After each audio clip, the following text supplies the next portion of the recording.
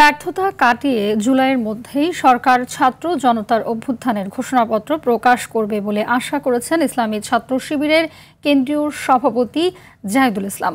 অভ্যুত্থানের বর্ষপূর্তি উপলক্ষে ছাত্র শিবিরের ৩৬ দিনব্যাপী কর্মসূচি জানাতে সন্ধ্যায় ঢাকা বিশ্ববিদ্যালয়ের মধুর ক্যান্টিনে সংবাদ সম্মেলনে তিনি এ কথা বলেন। জুলাই জাগরণ, নব উদ্যমে বিনির্মাণ স্লোগানে সেমিনার, সিম্পোজিয়াম ও দোয়া মাহফিল সহ কেন্দ্র থেকে তৃণমূল পর্যন্ত ১০ ধরনের কর্মসূচি ঘোষণা করেন শিবির সভাপতি। ক্যাম্পাসগুলো শৃঙ্খলা ফেরাতে দ্রুত ছাত্র সংসদ নির্বাচনের দাবি জানান জাহিদুল ইসলাম।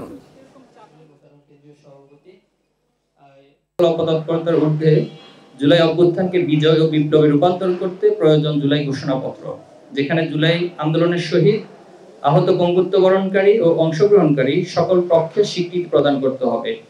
ফ্যাসিবাদী আমলে সংগঠিত পল্টন ট্রাজেডি, পিলখানা হত্যাকাণ্ড, শাপলা গণহত্যা, গুম, অবৈধ নির্বাচন সহ সকল অপরাধমূলক কর্মকাণ্ড তুলে ধরতে হবে।